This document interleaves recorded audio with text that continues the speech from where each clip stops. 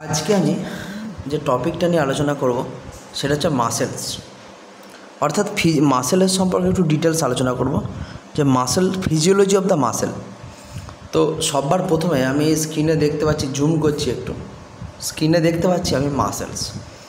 সচরাচর মাসেলকে যদি আমরা ভাগ করি, মাসেলকে জেনারেলি আমরা 3 ভাগে ভাগ করতে পারি বা ডিভাইড করতে পারি।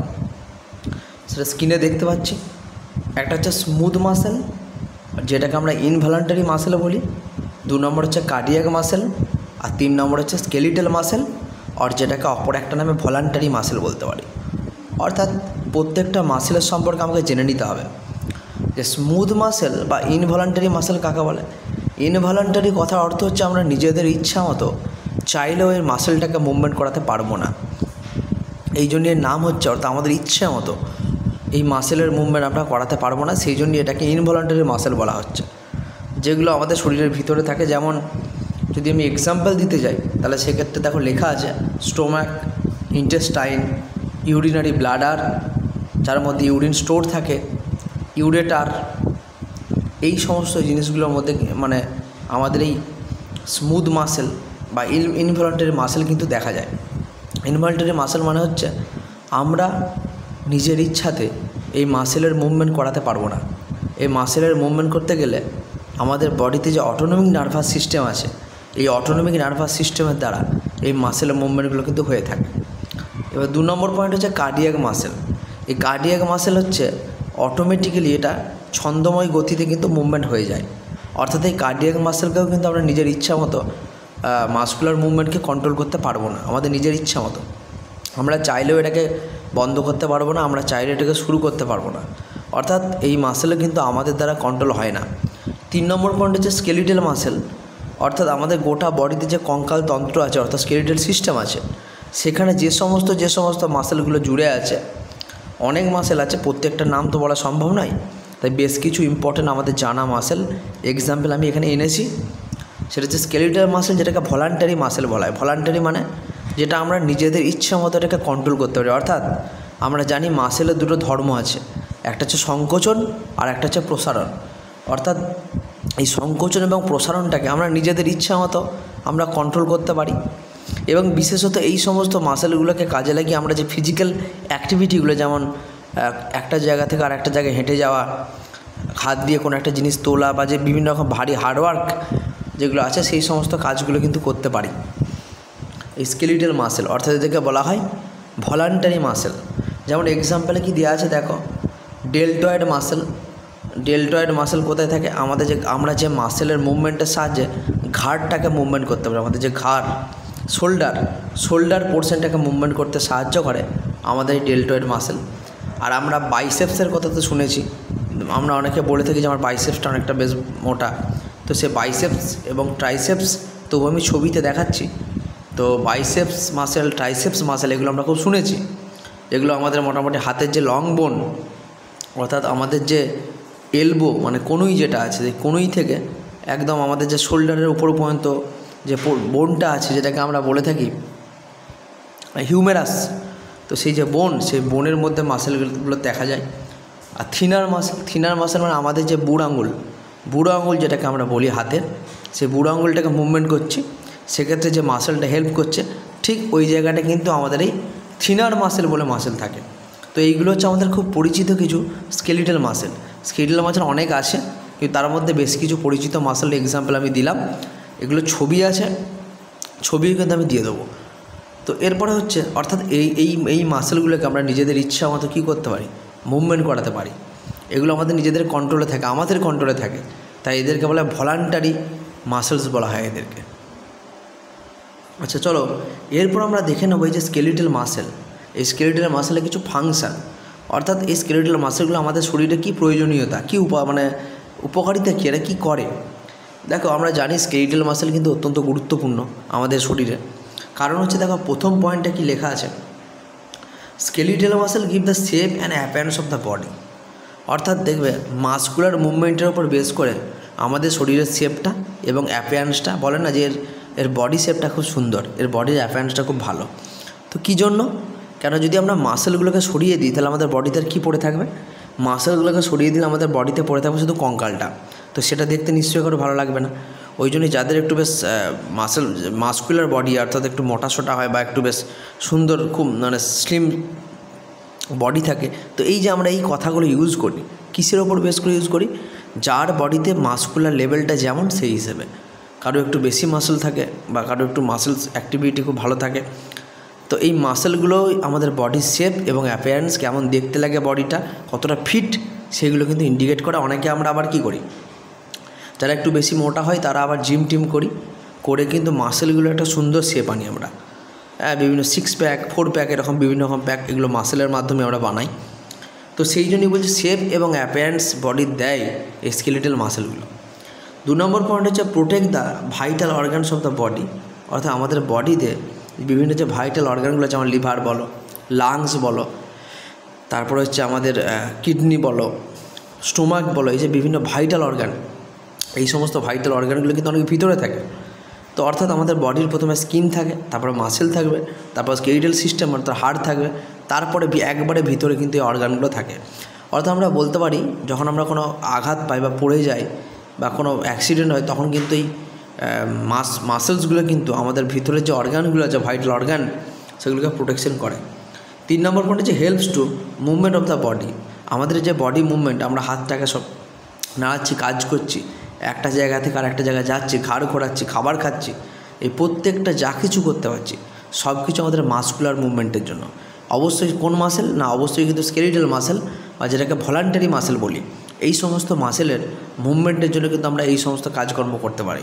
অর্থাৎ মাসকুলার মুভমেন্ট যদি না হতো তাহলে এই সমস্ত কাজ করা কিন্তু কারোর পক্ষে পসিবল হতো না। 4 নম্বর পয়েন্ট হচ্ছে keep the joint in proper position. অর্থাৎ আমাদের শরীরে বিভিন্ন জায়গায় জয়েন্ট আছে, এলবো জয়েন্ট আছে, তারপর হচ্ছে কোমরের কাছে জয়েন্ট আছে, নি জয়েন্ট আছে, এরকম বিভিন্ন জয়েন্ট কিন্তু আমরা আমাদের শরীরে কমন দেখতে পাই। তার মধ্যে কমন কিছু এক্সাম্পল বললাম। তো এই সমস্ত জয়েন্টগুলো যাতে ঠিকঠাক থাকে, যাতে জয়েন্টগুলো একটার সাথে তার একটা ডিসলোকেশন না হয়ে যায়, সরে না যায়, সেই জন্য কিন্তু এই মাসেলসগুলো কিন্তু ওপর থেকে একটা প্রোটেকশন রাখে, যাতে করে ধরো কোনো যখন আঘাত হয় আমাদের শরীরে, তখন অনেক সময় খুব বেশি জোরে আঘাত হলে হাড় বা বোন একটা থেকে আরেকটা জয়েন্ট ভেঙে যায় বা সরে যায়, কিন্তু মোটামুটি মিডিয়াম বা ছোটোখাটো আঘাত হলে মাসেল কিন্তু সেটাকে সামলে নেয়, মাসেল কিন্তু জয়েন্টগুলোকে ঠিকঠাক পজিশনে রাখে। এরপর হচ্ছে maintain the body temperature and store the nutrient reserve. অর্থাৎ আমাদের যে বডি টেম্পারেচার, দেখো টেম্পারেচার কী করে মেনটেন করে, কেন আমরা একটা জিনিস জানি, আমাদের মাসেলের যদি কন্ট্রাকশান রেট বেড়ে যায়, অর্থাৎ মাসেল যদি বেশি পরিমাণে কন্ট্রাকশান হয়, মাসেলের সংকোচনের মাত্রা যদি বেড়ে যায়, কী জন্য বাড়ে না, ক্যালসিয়াম, যখন অতিরিক্ত পরিমাণ ক্যালসিয়াম মাসেলে ঢুকে যায়, তখন কী হয় না, মাসেলের যে সংকোচন রেট, সেই সংকোচন রেট বা কন্ট্রাকশন রেট সেটা কিন্তু বেড়ে যায়, যার ফলে আমাদের বডিতে কী হয়, যার ফলে আমাদের বডিতে হচ্ছে হিট প্রোডাকশন হয়, তাপ উৎপন্ন হয়। তো এবার মাসেল কিন্তু মানে বেশি কম কখনো হওয়া প্রয়োজন, এইভাবে একটা নিজে মেনটেন করে মাসকুলার মুভমেন্টটা, যার ফলে কিন্তু আমাদের বডিতে টেম্পারেচার মেনটেন থাকে। যদি মাসকুলার লেভেল একবারে বন্ধ হয়ে যায়, তখন আমাদের বডিতে হিট প্রোডাকশান কমে যায়। আর যদি মাসকুলার লেভেল স্বাভাবিকের থেকে বেশি কন্ট্রাকশন, মাসেল সংকোচনের মাত্রা বেড়ে যায়, তো আমাদের বডি কিন্তু গরম থাকে। এছাড়া কি স্টোর দ্য নিউট্রিয়েন্ট রিজার্ভ, অর্থাৎ নিউট্রিয়েন্ট রিজার্ভকে, অর্থাৎ বিভিন্ন যে পুষ্টিদ্রব্যগুলো আছে, যেমন সোডিয়াম, পটাশিয়াম, ক্যালসিয়াম, এরকম বিভিন্ন যে নিউট্রিয়েন্টগুলো আছে, আর এছাড়াও বিভিন্ন পুষ্টিদ্রব্য যেগুলো থাকে, আয়রন এবং পুষ্টিদ্রব্য যেগুলো থাকে, তো সেইগুলোকে স্টোর করে রাখে মাসেলস। বোঝা গেল? তো অর্থাৎ মাসেলের বিভিন্ন রকম অ্যাক্টিভিটি আছে, তার মধ্যে মেন কিছু উপকারিতা বা ইম্পর্টেন্স আমরা কিন্তু এখানে দেখতে পেলাম। তো এই সাথে আমাদের শেষ হলো যে স্কেলিটাল মাসেল, এই স্কেলিটাল মাসেলের যে ফাংশন, সেই ফাংশন কিন্তু এর সাথে সাথে শেষ হলো। তো এরপর আমরা কি পড়ব, এরপর আমরা একটা টপিকে আসি যে মাসেলের স্ট্রাকচার। তো মাসেলের স্ট্রাকচার বলতে গেলে আমাকে দুভাবে পড়াতে হবে। প্রথমে মাসেলের স্ট্রাকচারটা মুখস্থ করার দরকার নাই, প্রথমে বেশ কিছু ভাইটাল পয়েন্ট বা কিছু জিনিসের নাম আমাকে মনে রাখতে হবে, তারপরে আমি সেগুলো ছবির মাধ্যমে দেখাবো। তো মাসেলের স্ট্রাকচারের মধ্যে কী আছে বলছে, skeletal muscle are the compost of large number of the muscle fibre. আমি যদি মাসেলের একটু ভিতরের দিকে দেখি, তাহলে দেখতে পাবো মাসেলসগুলো কিন্তু মাসেল ফাইবার নিয়ে করতে অনেকগুলো। 2 নম্বর পয়েন্ট হচ্ছে muscle fibre has one or more nucleus present in the periphery. Periphery মানে হচ্ছে আমাদের যে পরিধি আছে, পরিধি বরাবর মাসেলসগুলো কিছু মানে মাসেলস ফাইবারগুলো কিছু নিউক্লিয়াস থাকে। যেমন আমাদের সেল, আমাদের শরীরে যে সেল আছে, এই সেলের মধ্যে যেমন নিউক্লিয়াস থাকে, তেমনি আমাদের মাসেলস ফাইবারগুলোর মধ্যেও কিন্তু নিউক্লিয়াস থাকে। তাহলে প্রথমে আমরা কি দেখতে পেলাম, মাসেলকে যদি আমরা ভিতরের দিকে পর্যালোচনা করি বা ডিপলি স্টাডি করি, তখন দেখতে পাবো মাসেলের ভিতরে থাকে মাসেল ফাইবার। ফাইবার মানে তন্তু। এবার মাসেলস ফাইবার যদি না থাকতো, তাহলে মাসেলের মধ্যে ফাইবার যদি না থাকতো, তাহলে মাসেলসগুলো তো ইলাস্টিক হতো না, আমরা কোনো কিছু কাজ মুভমেন্ট করতে পারতাম না। তো তার জন্য মাসেলগুলো এত ইলাস্টিসিটি ঠিক থাকে, তার জন্য মাসেল ফাইবারগুলো কিন্তু অত্যন্ত ইম্পর্টেন্ট। তো এবার মাসেল ফাইবারের মধ্যে আবার নিউক্লিয়াস থাকে। আমাদের সেলে যেমন নিউক্লিয়াস থাকে, তেমনি মাসেল ফাইবারের মধ্যে নিউক্লিয়াস থাকে। সেটা একটা হতে পারে বা একের বেশি হতে পারে, সে নিউক্লিয়াস থাকে। এবার আমরা দেখতে পারি যেমন আমাদের সেলের মধ্যে যেমন নিউক্লিয়াস থাকে, তেমনি সাইটোপ্লাজম থাকে, তেমনি মাসেল সেলের মধ্যেও আবার মাসেল তো একটা সেল, তাহলে মাসেল সেলের মধ্যেও কিন্তু সাইটোপ্লাজম থাকে। কিন্তু মাসেল সেলের মধ্যে যে সাইটোপ্লাজম থাকে, সেটার নামটা একটু অন্যরকম। সেটার নাম হচ্ছে সার্কোপ্লাজম। আর এই সার্কোপ্লাজমের মধ্যেই আমাদের ক্যালসিয়াম স্টোর থাকে। ক্যালসিয়াম আমাদের শরীরে এমন একটা আয়ন, এই ক্যালসিয়ামটা স্টোর থাকে সার্কোপ্লাজমের মধ্যে। অর্থাৎ আমাদের সেলের মধ্যে যেটাকে আমরা সাইটোপ্লাজম বলি, সেটাকে মাসেল সেলের মধ্যে সার্কোপ্লাজম বলবো। একই জিনিস, নামটা আলাদা। আমাদের সেলের মধ্যে যেটা হচ্ছে সাইটোপ্লাজম, সেটা মাসেল সেলের মধ্যে সেটার নাম হচ্ছে সার্কোপ্লাজম। আর এই সার্কোপ্লাজমের মধ্যে প্রয়োজনীয় ক্যালসিয়াম স্টোর থাকে আমাদের শরীরের মধ্যে, অর্থাৎ ক্যালসিয়াম রিজার্ভার বলা হয়। এই সার্কোপ্লাজমকে বলা হয় ক্যালসিয়াম রিজার্ভার। তো এবার 4 নম্বর পয়েন্টে হচ্ছে কি, আরেকটা নতুন পয়েন্ট হচ্ছে মায়োফাইবিল। মায়োফাইবিলটা কী জিনিস? A number of the very small parallel filament. কিছু তারের যেমন ফিলামেন্ট হয়, তো সেই ফিলামেন্টের মতো এক বা একাধিক বেশ কিছু মানে প্যারালালি মানে একই সমান্তরালে থাকে আর কি। বেশ কিছু মানে ফিলামেন্ট মানে তারের মতো যে সূক্ষ্ম সূক্ষ্ম তার থাকে, তারের যেমন ফিলামেন্ট থাকে, সেই ফিলামেন্টের মতো দেখতে কিছু সূক্ষ্ম সূক্ষ্ম তারের মতো অংশ দেখতে পাওয়া যায় একাধিক। কোথায় না? সাইটোপ্লাজমের মধ্যে। এইটাকে বলে মায়োফাইবিল। ঠিক আছে, ফিলামেন্টের আছে এফ আর ফাইবিলের আছে এফ। তো ফিলামেন্ট আর ফাইবিল। তো the membranes of the muscles fibre is called sarcolemma. অর্থাৎ আমাদের যে মাসেল থাকে তার ভিতরে কি থাকে? মাসেলস ফাইবার থাকে। তো সেই মাসেলস ফাইবারের মধ্যে যে মেমব্রেন থাকে, সেই মেমব্রেনটাকে বলে সার্কোলেমা। যেমন আমাদের সেলের মধ্যে সেল মেমব্রেন থাকে, তেমনি মাসেলের মধ্যে মাসেল মেমব্রেন থাকে। তো মাসেল মেমব্রেনের নাম কি? সেল মেমব্রেনটাকে আমরা সেলের মধ্যে যে মেমব্রেন থাকে সেটাকে আমরা সেল মেমব্রেন বলি। আর মাসেল সেলের মধ্যে যে মেমব্রেন থাকে সেটাকে আমরা সার্কোলেমা বলবো। ঠিক আছে, এবার এই যে মাসেল ফাইবারগুলো কীভাবে থাকে? একটা ব্রাঞ্চ, থোকা ব্রাঞ্চ বা বান্ডিল যেমন হয়, অনেকগুলোকে একসাথে মিলিয়ে একটা বান্ডিল তৈরি করে, সে বান্ডিলের মতো অ্যারেঞ্জ থাকে। তো এই বান্ডিলগুলো একটা চাদর দিয়ে ঢাকা থাকে, চাদরে আবরণী দিয়ে ঢাকা থাকে। এইটাকে বলা হয়, কি বলা হয়? এটাকে বলে পেরিনিজিয়াম বলা হয়। তাহলে আমরা বেশ কিছু নাম সম্পর্কে পড়লাম। একটা হচ্ছে মাসেলের ভিতরে কী থাকে? মাসেল ফাইবার থাকে। এবার মাসেল ফাইবারের মধ্যে আবার কী থাকে? সেলের মধ্যে যেমন নিউক্লিয়াস থাকে আমাদের, তেমনি মাসেল ফাইবারের মধ্যে কিন্তু নিউক্লিয়াস থাকে একাধিক। এবার আমাদের সেলের মধ্যে যেটা আমরা সাইটোপ্লাজম বলি, সেটা মাসেল সেলের মধ্যে একটা অন্য নাম, তার অপর একটা নাম হচ্ছে সার্কোপ্লাজম। তাহলে সার্কোপ্লাজম থাকে। এবং এই আমাদের যে মাসেল সেলের মধ্যে কি থাকে? বেশ কিছু তারের মতো ফিলামেন্ট যেমন দেখতে হয় সূক্ষ্ম সূক্ষ্ম সুতোর মতো, ওরকম একাধিক ফিলামেন্ট দেখতে পাওয়া যায়, যেগুলো একই সমান্তরালে থাকে। তাদেরকে মায়োফাইবিল বলা হয়।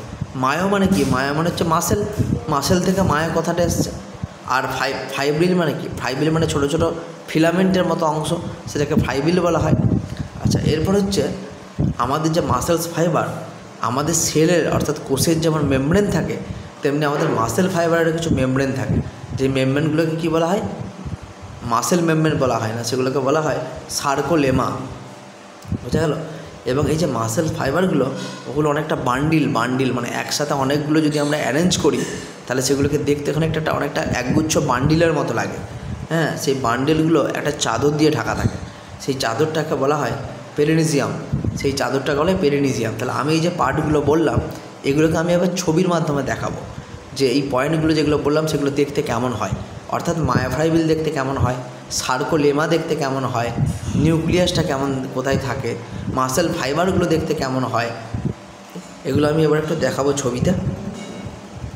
তা যদি আমি ছবিটা দেখি, এই যে আমি ছবিটা দেখাচ্ছি স্ক্রিনের মধ্যে, এখানে দেখতে পাচ্ছি সব থেকে একদম বাঁ দিকের একদম লাস্টের দিকে দেখো মায়োফাইব্রিল বলে লেখা আছে। তাহলে কতগুলো দেখি মনে হচ্ছে কতগুলো ফিলামেন্টের মতো অংশ আছে, এক বা একাধিক লম্বা কালো কালো লাইন টানা কিছু ফিলামেন্টের মতো অংশ থাকে। কারেন্টের তারের যেমন ফিলামেন্ট থাকে সেগুলোকে মায়োফাইব্রিল বলছি। আর একদম ওপরের দিকে দেখো একটু উঁচু মতো নিউক্লিয়াস থাকে। আগেই বললাম যে প্রত্যেকটা আমাদের সেলের মধ্যে যেমন নিউক্লিয়াস থাকে তেমনি মাসেলও তো একটা সেল, তো মাসেল সেলের মধ্যে কিন্তু নিউক্লিয়াস থাকে। এবার এই যে কিছু বর্ডারের মতো অংশ দেখা যাচ্ছে, দেখতে পাচ্ছি বর্ডার সাদা সাদা, এই বর্ডারের মতো অংশগুলিকে একটা চাদর, একটা কভারিং উপরে, আমি কি বললাম, অনেকগুলো মাসেল ফাইবারকে ঢেকে রাখে, অনেকগুলো মাসেল ফাইবারকে ঢেকে রাখে। হ্যাঁ, অর্থাৎ এদের যে সাইটোপ্লাজম, এই মোটা মোটা বর্ডারের মতো যেগুলো দেখতে পাচ্ছি, এই বর্ডারের মতো এগুলো হচ্ছে এর সেলের যেমন সাইটোপ্লাজম থাকে, এগুলো হচ্ছে মাসেল সেলের সাইটোপ্লাজম। এই বর্ডারের মতো অংশগুলো, এই বর্ডারের মতো অংশগুলোকে সার্কোলেমা বলা হয়। আচ্ছা, একবারে গাছের যেমন শাখা হয়, সে শাখার মতো ডালপালা শাখার মতো দেখতে কিছু ব্রাঞ্চের মতো অংশ দেখতে পাওয়া যাচ্ছে, এগুলো হলো মায়োফাইব্রিল। অর্থাৎ মায়োফাইব্রিল কেমন, একটু ফিলামেন্টের মতো দেখতে। দেখো মায়োফাইব্রিলগুলো আরও ভালো করে কিন্তু দেখানো হয়েছে। অর্থাৎ এই গোটা অংশটাকে, এই যে গোটা ভিতরের পোর্শনটাকে একটা চাদরের মতো আবরণী দিয়ে ঢাকা থাকে, সেটাকে পেরিনিজিয়াম বলা হয়। সেটাকে কী বলে, পেরিনিজিয়াম বলা হয়। লাস্টে দেখিয়ে যাবে। চলো এরপর আমরা পড়বো যে একটা মাসেলসের কী কী প্রপার্টি থাকতে পারে। প্রপার্টি, আমাদের শরীরে যে স্কেলিটাল মাসেলগুলো আছে, তো তাদের প্রপার্টি কী, বেশ কিছু বিশেষ ধর্ম কী থাকতে পারে, এটা কিন্তু খুব ইম্পর্ট্যান্ট কোশ্চেন। সে ধর্ম নাম্বার 1 হচ্ছে এক্সাইটেবিলিটি আর ইরিটেবিলিটি। অর্থাৎ মাসেলের মধ্যে এক্সাইটমেন্ট কিন্তু বেড়ে যেতে পারে বা ইরিটেশন প্রপার্টি বেড়ে যেতে পারে। কখন? যখন মাসেলের সংকোচনের মাত্রা খুব বেশি বৃদ্ধি পায়, অর্থাৎ যেটাকে ইংলিশে আমরা বলি কন্ট্রাকশন মাত্রা যখন বৃদ্ধি পায়, তখনই কিন্তু আমাদের এক্সাইটমেন্ট এবং ইরিটেবিলিটি কিন্তু দেখা যায়। অর্থাৎ আমরা একটু পড়ে নিই ব্যাপারটাকে। বলছি ইট is the property of A muscle two respond stimulus. বলছি এই যে এক্সাইটেবিলিটি, ইরিটেবিলিটি, এটা কিন্তু খারাপ কিছু নয়, এটা মাসেলের একটা ন্যাচারাল ধর্ম। কিন্তু কখন হয়? যখন বাইরে থেকে কোনো একটা উদ্দীপনা দেওয়া হয়, বাইরে থেকে কোনো একটা উদ্দীপনা আসে, তখন কিন্তু মাসেলের এই এক্সাইটেবিলিটি প্রপার্টিটা কিন্তু দেখতে পাওয়া যায়। If the response occur in the form of A contraction, যদি কোনো একটা রেসপন্স আমাদের শরীরে মানে কন্ট্রাকশন অর্থাৎ সংকোচনের ফর্মে দেখা যায়, তখন সেটাকে আমরা কন্ট্রাক্টিলিটি বলবো। অর্থাৎ এক্সাইটমেন্ট কাকে বলে? যখন দেখা যাচ্ছে বাইরে থেকে কোনো একটা উদ্দীপনা আমাদের এলো, তখন বা আমাদের গায়ে স্কিনের মধ্যে কোনো একটা কিছু জিনিস লাগলো, তো সেটা থেকে আমরা খুব ভয় পেয়ে গেলাম, তখন আমাদের মধ্যে কি একটা এক্সাইটমেন্ট কাজ করে। এগুলো কিসের জন্য? এগুলো মাসকুলার মুভমেন্ট, মাসেলের যে প্রপার্টি তার জন্য। বা গায়ে কিছু একটা লেগে গেল, তখন একটা মাসেলের মধ্যে একটা ইরিটেশন কাজ করছে, এগুলোকে ইরিটেবিলিটি বলা হয়। তো তেমনি যদি সেটা মানে কোনো কারণে যদি কোনো আমাদের মাসেলের কন্ট্রাকশন বেড়ে যায়, তখন সেটাকে কন্ট্রাক্টিলিটি বলা হয়। অর্থাৎ সংকোচনের জন্য যদি কিছু এরকম কিছু দেখা যায়, তখন সেটাকে কন্ট্রাক্টিলিটি বলা হয়। অর্থাৎ এবার হচ্ছে 2 নম্বর হচ্ছে মাসেলের টনিসিটি। টনিসিটি কাকে বলবো না? Muscles of a living organism are in partially contracted state at rest. অর্থাৎ ধরো লিভিং অর্গানিজম বলতে কাকে বলা হচ্ছে? আমি বা কোনো প্রাণী যারা মানে লিভিং অর্গানিজম, মানে ধরো বেঁচে থাকে, জীবন্ত, তো সেই লিভিং অর্গানিজমের মধ্যে যদি দেখা যাচ্ছে মাসেলগুলো খুব বেশি নয়, খুব বেশি মাত্রায় নয়, পার্সিয়াল মানে হচ্ছে অর্ধেক, আধা আধা, খুব অল্প পরিমাণে, অল্প কোয়ান্টিটিতে যদি দেখা যায় কন্ট্রাক্টেড মানে সংকোচন স্টেটে থাকে। হ্যাঁ, যখন তুমি ইভেন রেস্ট করছো, ধরো আমি বাড়িতে রেস্ট করছি, তখন দেখা যাচ্ছে আমাদের মাসেলগুলো হালকা হালকা মনে হচ্ছে পেন হচ্ছে, বা মাসেলের সংকোচনটা একটু আছে মনে হচ্ছে। হ্যাঁ, কিংবা আমি যখন রেস্টিং টাইমে আমরা কী হয়, যখন আমরা কোনো কাজ করি বা অধিক পরিশ্রম করি, তখন আমাদের মাসেল কিন্তু সংকোচন হয়, এটা আমরা সবাই জানি। কিন্তু যখন দেখা যাবে আমাদের শরীরে নর্মাল আমরা বসে আছি, আমরা ভারী কাজ করছি না, অথচ দেখা যাচ্ছে আমার শরীরে মাসেলগুলো একটু সংকুচিত হচ্ছে, মানে একটু বেশ মনে হচ্ছে ধরে আছে, একটু ধরা ধরা মনে হচ্ছে, একটু পেন ফিল হচ্ছে হালকা হালকা, মানে খুব অল্প পরিমাণে। কেন হচ্ছে না, যেটা পার্সিয়াল মানে কি অর্ধেক, একটু অল্প পরিমাণে আমাদের কন্ট্রাক্টেড মানে সংকোচন দেখা যাচ্ছে, সেই কারণের জন্য হয়। সেইটাকে আমরা বলবো এই যে এর ফলে কি মাসেলগুলো স্ট্রেচ হতে পারে না, স্ট্রেচটা ঠিকঠাক হয় না, স্ট্রেচিংটা গন্ডগোল হয়ে যায়। কেন আমরা রেস্ট থাকাকালীন আমরা যখন রেস্ট করছি তখন আমাদের পেন হচ্ছে, একটু মাসেলটা মনে হচ্ছে একটু খিচে ধরে আছে, অর্থাৎ স্ট্রেচ হচ্ছে না, স্ট্রেচিং দেখা যাচ্ছে না। তো এই যে স্ট্রেচিংটা হচ্ছে না, এইটাকে আমরা টনিসিটি বলি। অর্থাৎ আমাদের শরীরে যদি এই কন্ডিশন দেখা যায় তখন আমরা বলবো যে মাসেলগুলো টনিক হয়ে গেছে, অর্থাৎ সেই প্রপার্টিটাকে আমরা বলবো টনিসিটি। অর্থাৎ আমরা রেস্টিং যে পিরিয়ডে আমরা এখন রেস্ট করব তখন আমাদের মাসেলের মধ্যে হালকা হালকা পেন লক্ষ্য করা যায়, হালকা হালকা মাসেলগুলো সংকোচন হচ্ছে এটা লক্ষ্য করা যায়। এইটাকে আমরা, যার ফলে মাসেলগুলো পুরোপুরি স্ট্রেচ হতে পারে না, যে কারণের জন্য কী হচ্ছে এই যে প্রপার্টি, এই প্রপার্টিটাকে বলা হয় টনিসিটি। আচ্ছা, এরপরে আমাদের মাসেলের যে নেক্সট প্রপার্টি সেইটা হচ্ছে কি না আমাদের টিটেনাস বা টিটেনি স্টেজ আমরা কাকে বলবো, হচ্ছে যখন দেখা যাচ্ছে muscle stimulated repeatedly at very fast rate, মানে বারবার খুব তাড়াতাড়ি, খুব এক্সেসিভ তাড়াতাড়ি যখন একটা মাসেল স্টিমুলেট হতে শুরু করছে, উদ্দীপিত হতে শুরু করছে, দেখা যাচ্ছে এখন একবার হলো, 2 মিনিট পর আবার মাসেলগুলো উদ্দীপিত হয়ে যাচ্ছে, আবার 2 মিনিট পর আবার মাসেলগুলো উদ্দীপিত হচ্ছে, আর 2 মিনিট পর আবার মাসেলগুলো উদ্দীপিত হচ্ছে। এইভাবে যখন বারবার মাসেলগুলো খুব হাই, খুব ফাস্ট রেটে উদ্দীপিত হয় তখন কী হয়, মাসেলসগুলো মাসেলের যে কন্ট্রাকশন রেট সেটা ম্যাক্সিমাম পর্যায়ে চলে যায়। অর্থাৎ দেখো, বারবার যদি আমার মাসেলটা উদ্দীপিত হয়, স্টিমুলেট হয়, স্টিমুলেট হওয়া মানে কি, আমার যে মাসেলগুলো, সে মাসেলগুলো সংকোচনের মাত্রা বেড়ে যাচ্ছে। এইভাবে বারবার যদি উদ্দীপিত হতে থাকে তাহলে মাসেলগুলো কি খুব বারবার সংকুচিত হবে। এইভাবে সংকুচিত হতে হতে একটা ম্যাক্সিমাম পর্যায়ে চলে যাবে, ম্যাক্সিমাম রেটে চলে যাবে। এই যে ম্যাক্সিমাল যে পর্যায়ে যে সংকোচন হচ্ছে, এই ম্যাক্সিমাল পর্যায়ে যে কন্ট্রাকশন হচ্ছে, এইটাকে বলা হচ্ছে টিটেনাস। অর্থাৎ মাসেল খুব দ্রুত স্টিমুলেট হচ্ছে, দ্রুত উদ্দীপিত হচ্ছে, বারবার উদ্দীপিত হচ্ছে। এরপরে যে রিফ্র্যাক্টরি পিরিয়ড, এই রিফ্র্যাক্টরি পিরিয়ডটা এমন একটা পিরিয়ড যখন মাসেল তার যে এক্সাইটমেন্ট, তার যে সংকোচনের মাত্রা সেটা লস করে। মানে মাসেলের এমন একটা স্টেজ যখন মাসেল পুরো রিল্যাক্স হয়ে যাচ্ছে, মানে একদম পুরো রিল্যাক্স পর্যায়ে চলে যাচ্ছে। অর্থাৎ আমরা কি জানি যে বাইরে থেকে যদি কোনো উদ্দীপনা আসে তাহলে মাসেল একমাত্র সংকুচিত হয়। অর্থাৎ বাইরে থেকে তুমি যদি কোনো স্টিমুলি দাও বা কোনো উদ্দীপনা দাও তখন কিন্তু আমাদের শরীরের মাসেলগুলো সংকোচন হয় বা স্টিমুলেট হয়। কিন্তু এই পর্যায়ে এমন একটা পর্যায়ে চলে যায় যে তুমি যত বেশি পরিমাণে, যত ভারী, যত হাই অ্যামাউন্টেও তুমি বাইরে থেকে স্টিমুলি দাও না কেন, তুমি উদ্দীপনা দাও না কেন, তারপরেও দেখা যাচ্ছে মাসেলগুলো কিন্তু রিল্যাক্স থেকেই যাচ্ছে। অর্থাৎ মাসেলগুলো কিন্তু কোনোভাবে রেসপন্ড করছে না, কোনো কন্ট্রাকশন হচ্ছে না, কোনো স্টিমুলেটেড হচ্ছে না। এই যে পর্যায়, এই পর্যায়টাকে বলা হচ্ছে রিফ্র্যাক্টরি পিরিয়ড। বলছে it is the period when the muscle lose its excitability. যখন মাসেল তার এক্সাইটমেন্ট করার ক্ষমতা, স্টিমুলেশন করার যে পাওয়ার সেটা লস করে, তখন সেটাকে আমরা রিফ্র্যাক্টরি পিরিয়ড বলি। বলছে however strong it may be, তুমি যত বড়ই স্টিমুলি দাও না কেন, যত শক্তিশালী স্টিমুলি বা উদ্দীপনা বাইরে থেকে দাও না কেন, মাসেল কিন্তু কাজ করতে পারবে না, মাসেল রিল্যাক্স হয়ে থাকবে। এইটাকেই বলা হচ্ছে রিফ্র্যাক্টরি পিরিয়ড, খুব ইম্পর্ট্যান্ট মাসেলের একটা প্রপার্টি। এরপর হচ্ছে ফ্যাটিক। আমরা বলি যে মাসেলগুলো ফ্যাটিক হয়ে গেছে, এই ফ্যাটিক কথার ব্যাপারে একটু জানতে হবে।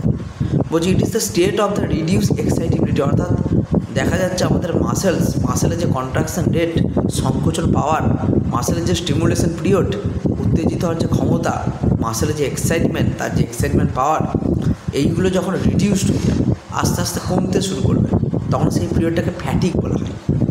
তাহলে ফ্যাটিক কাকে বলে? মাসেল যখন তার সংকোচনের মাত্রা, মাসেল যখন তার এক্সাইটমেন্ট পাওয়ার, মাসেল যখন তার মাসেল যখন তার কন্ট্রাকশন ক্যাপাবিলিটি, সংকোচনের মাত্রা লস করবে, আস্তে আস্তে কমতে শুরু করবে, তখন সে মাসেলের প্রপার্টিটাকে ফ্যাটিক বলা হয়। অর্থাৎ it is produce by the rapid and repeated stimulation of the muscle. তো এটা কেন হয় না, মাসেলের র্যাপিড এবং রিপিট, মানে র্যাপিড কথা অর্থ কী? র্যাপিড কথা হচ্ছে খুব দ্রুত, ভেরি কুইক, অ্যান্ড রিপিট মানে কি বারবার।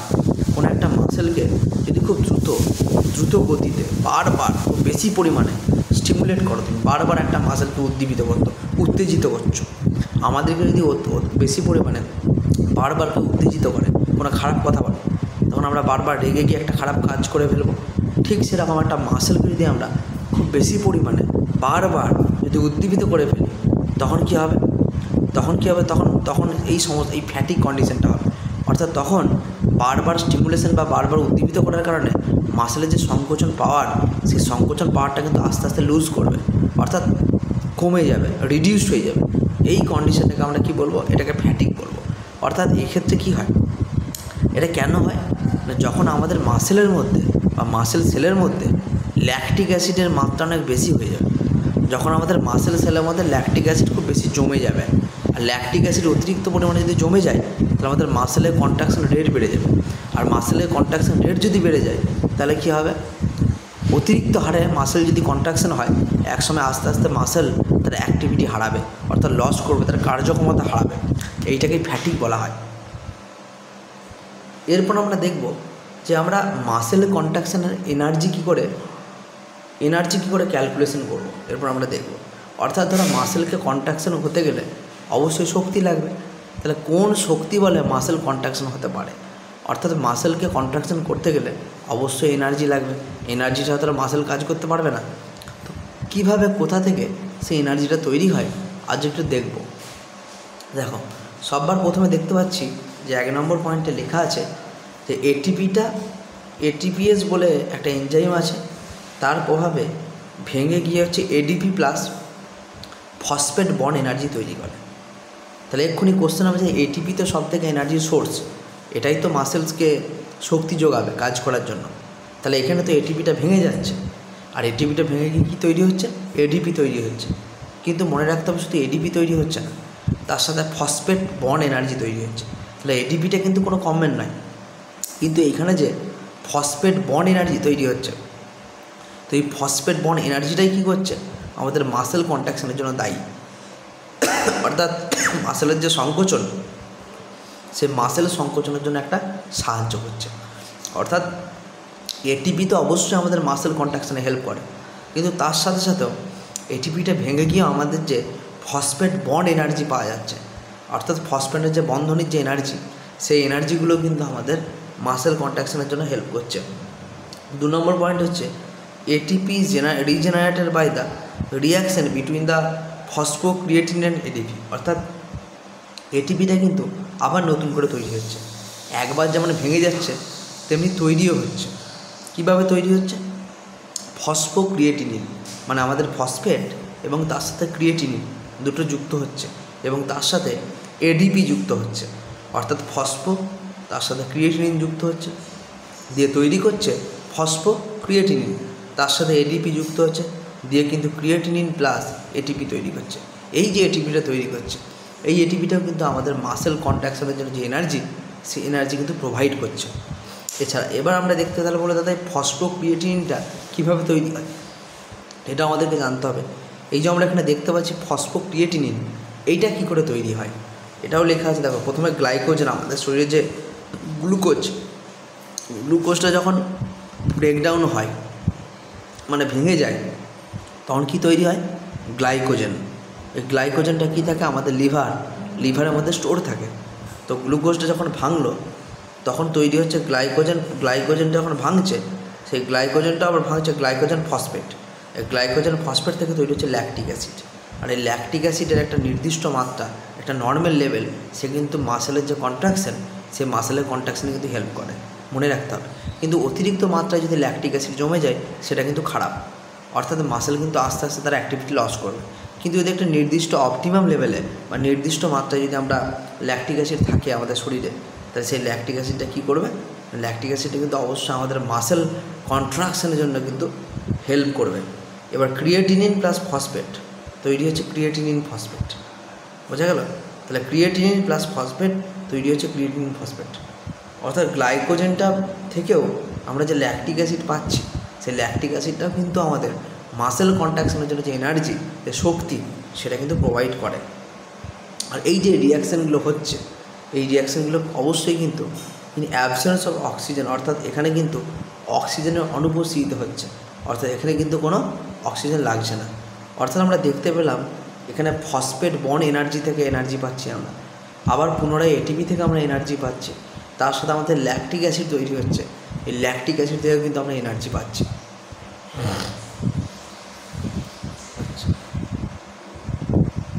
এরপর আমরা আলোচনা করব যে মাসেলের কিছু ডিসঅর্ডার, অর্থাৎ মেন ইম্পর্টেন্ট, আমি বেশি ডিপে যাব না, কিন্তু আমাদের মেন ইম্পর্টেন্ট কিছু মাসেল ডিসঅর্ডার আছে, মাসেলের রোগ আছে, তো সেই বিষয় নিয়ে আমি একটু আলোচনা করব। তো নাম্বার 1 হচ্ছে মায়োপ্যাথি। নাম্বার 1 কী বলছে? মায়োপ্যাথি। মায়োপ্যাথি কি? মায়োপ্যাথি মানে হচ্ছে, এখানে মায়ো মানে হচ্ছে মাসেলস, আর প্যাথি মানে হচ্ছে মাসেলগুলো উইক হয়ে যাওয়া। অর্থাৎ myopathy is the term of disorder of the skeletal muscle. অর্থাৎ আমাদের শরীরে বা স্কেলিটাল সিস্টেমে বা কঙ্কাল তন্ত্রের মধ্যে যে সমস্ত মাসেলগুলো আছে, স্কেলিটাল মাসেলগুলো, তাদের ডিসঅর্ডার হচ্ছে। বোঝা গেল? তাদের ডিসঅর্ডার কেমন?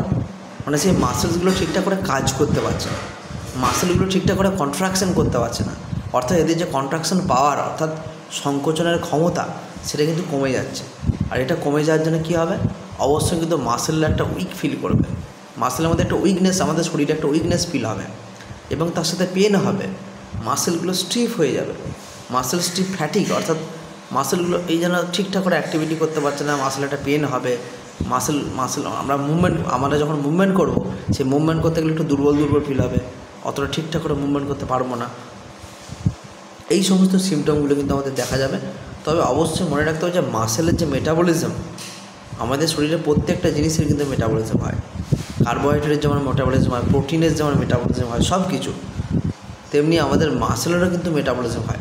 তো এই মাসেল মেটাবলিজমটা ঠিকঠাক হয় না, যে কারণের জন্য কি মাসেলসের মধ্যে ডিসঅর্ডার দেখা যায়। অর্থাৎ মাসেলের যে কন্ট্রাকশন পাওয়ার, সংকোচনের ক্ষমতা, সেই সংকোচনের মাত্রাটা কিন্তু কমে যায়।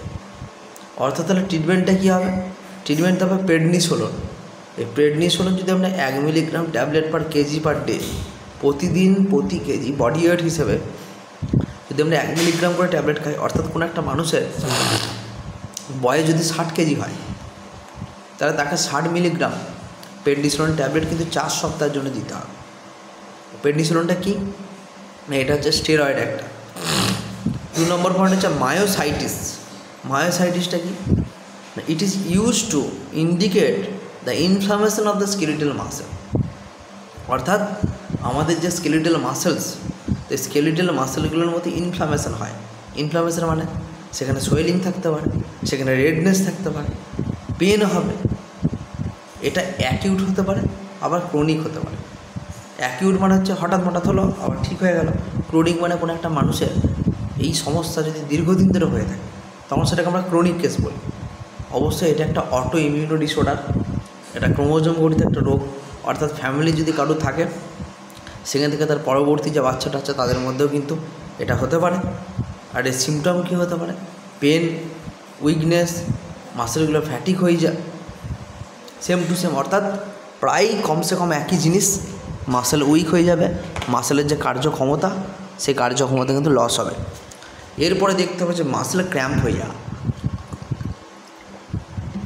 যেটা আমরা যখন ঘরের মধ্যে থাকি তখন এদিক ওদিক বালিশে শোয়ার জন্য বা এদিক ওদিকভাবে যদি আমরা কোনো এক পাশে শুই, তখন এই মাসেল ক্র্যাম্পটা দেখা যায়। বা অতিরিক্ত যদি আমরা এক্সারসাইজ করি, তাহলে কিন্তু মাসেল ক্র্যাম্পটা দেখতে পাওয়া যায়। It is an involuntary painful localise contraction. অর্থাৎ কোনো একটা পার্টিকুলার এরিয়া, সেটা থাই হতে পারে বা বডির বিভিন্ন জায়গা হতে পারে, সেখানে মাসেলগুলো পেন হয়, স্টিফ হয়ে থাকে, ধরে থাকে, মুভমেন্ট করতে অসুবিধা হয়। এগুলো কেন হয়? জেনারেলি যদি আমরা কোনো দীর্ঘদিন ধরে কোনো এক্সারসাইজ করে থাকি বা অনেক দিন বাদ অনেকটা বেশি পরিমাণে এক্সারসাইজ করি, তখন কিন্তু আমাদের মাসেল ক্র্যাম্পটা দেখা যায়। অর্থাৎ এক্ষেত্রে মাসেলের মুভমেন্ট করতে কিন্তু অসুবিধা হয়। এখানে কিন্তু মাসেল উইক হয় না, এখানে মাসেলগুলো সংকোচনের মাত্রা বেড়ে যায়, অর্থাৎ মাসেলগুলো ক্র্যাম্প হয়ে যায়।